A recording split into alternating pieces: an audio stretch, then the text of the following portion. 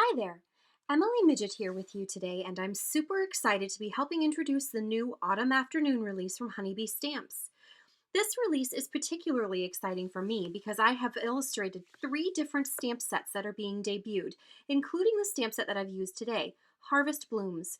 It's a full 6x6 background stamp, super detailed and so much fun to color. To start, I've heat embossed the Harvest Blooms background stamp on some Fabriano Artistico hot press watercolor paper. I don't normally care for hot press paper as a general rule because it's so smooth that it can be challenging for me to get a good gradation of color when using pan watercolors. But the detail of the stamp and the transparency of the Karin markers are perfect for using with this super smooth paper. When using Karin markers, instead of putting the marker directly to the paper, I like to scribble the color onto a ceramic palette, then pick up the color with my damp paintbrush. This helps to cut down on the harsh lines that you can sometimes get with the marker to paper technique, as well as giving your watercoloring a softer, less vibrant feel. I'm simply picking up some of the color with my wet paintbrush, then applying it to the paper, cleaning my brush, and pulling the color out with a clean, damp brush to create a smooth fade. I like to do multiple layers of color with all of my watercoloring, so this first layer is all about laying down a layer of light color that I will add details to once it's dried.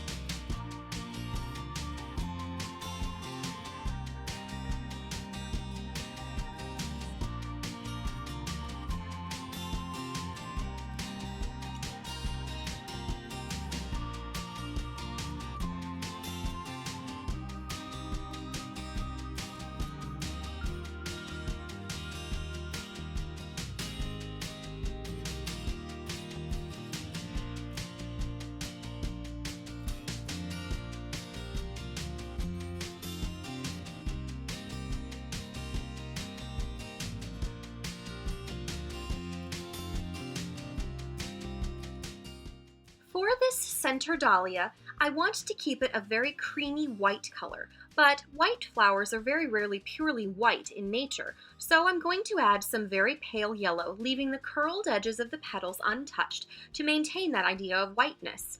I'm relying on the contrast of the bright colors of the flowers around it to enhance the idea of it being a white flower. I also add some very pale diluted peach to the large dahlia in the corner for the first layer.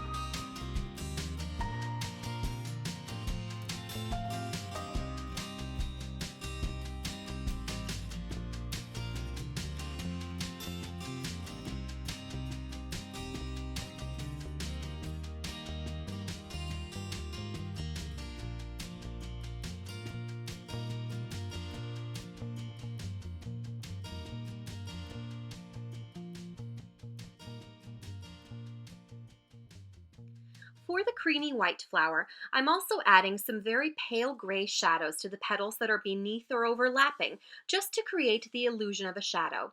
Adding these shadows is important to create shape and depth to your petals, but you don't have to add too much to them. Simply the suggestion of a shadow on your painting is sufficient for your brain to supply the notion of curvature and depth. I also add very diluted color to the tips of the petals because in real life, white flowers pick up pale reflections of the colors around them. The transparency of these Karin markers help to allow the colors beneath to still shine through, so each of these layers of color really is important to the overall finished look of the flower. After my first layer has dried, I go back in for a second and third time to add in various layers of color. These layers help to increase the amount of depth that you can achieve with your watercoloring, and it's one of the reasons that I find good quality watercolor paper to be such an important tool. I've been playing with these Karin markers for several months, and I honestly was a little frustrated with them when I first got them because my favorite watercolor paper, Arches Cold Press, seemed to not work very well with them. I did have to experiment a bit with a few different brands of watercolor paper and found that Fabriano Artistico, Hahnemühle, and Canson Montval are my favorite brands to use with these Karin markers. I do find that I have trouble avoiding harsh lines when I put the marker directly to the paper, as it seems that the color sinks down into the paper quickly and sometimes doesn't want to move very easily.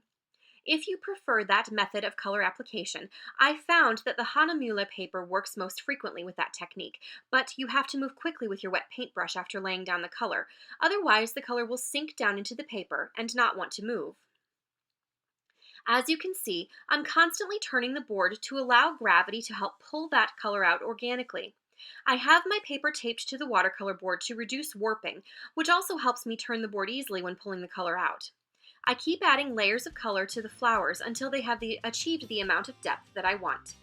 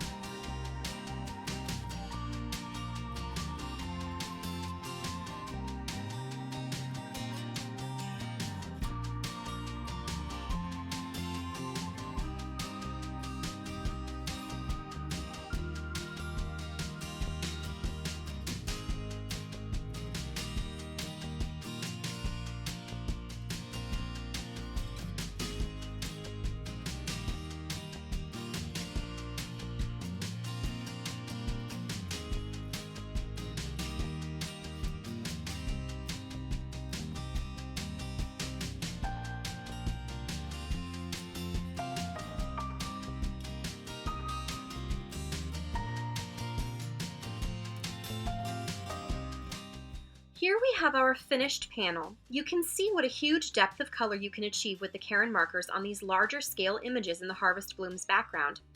After doing all of that work to watercolor a full 6x6 panel, I like to make sure that I get the most out of my work, so I always try to stretch it into two different projects. I'm going to create a gift card holder using the patterned watercolor image for the coffee cup sleeve from the coffee cup card die set, as well as a regular card with a watercolor background panel. I carefully placed the coffee cup sleeve on the edge of my watercolored panel, then die cut it. Using my trimmer, I was able to trim down another large panel with the leftovers for use on a second project.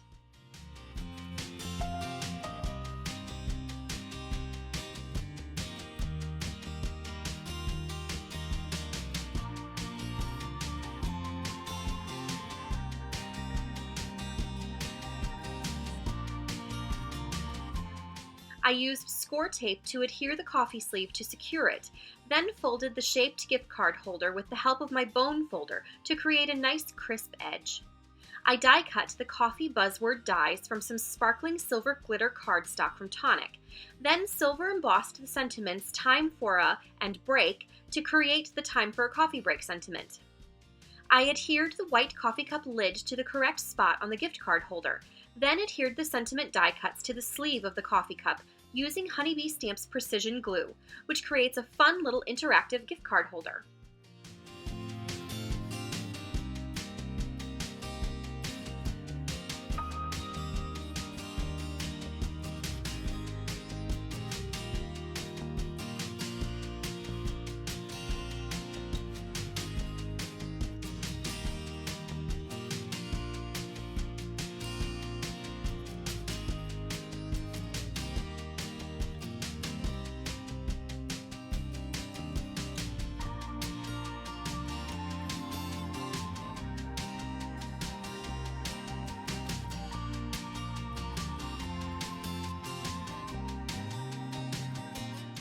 For my second project, I used the remainder of the watercolored panel as my backdrop for a plain white coffee cup. I used the same coffee cup shaped card die, this time only die cutting the top half of the die to create a simple die cut shape. I also die cut the separate lid die cut from the same white cardstock, adhering it to the top of the cup with foam adhesive. I want to orient the cup on the left side of my card, so I cut it in half with my trimmer. In order to make sure that I use all of the silver glitter cardstock panel from which I cut the coffee word die cuts, I use it as the background for the watercolored panel. I trimmed down some pinky coral cardstock strips to add to the edges of the watercolor panel. This creates a bit of a barrier between the busy watercolor panel and the texturally busy glitter panel. I adhered the watercolor panel to the glitter panel, then added the die cuts and embossed the sentiment from Coffee Buzzword Set using foam adhesive.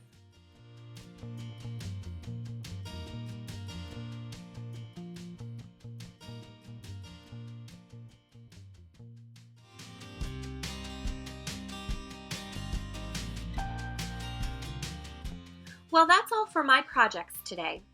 Next time you're using your 6x6 backgrounds, be sure to stamp the entire image so that you can make 2 different projects with it. I hope you enjoyed this project using my new Harvest Blooms collaboration stamp set from Honeybee Stamps. If you liked this video, please give me a thumbs up and don't forget to subscribe to my channel to be notified when I post a new video. Thanks so much for watching and have a marvelous day.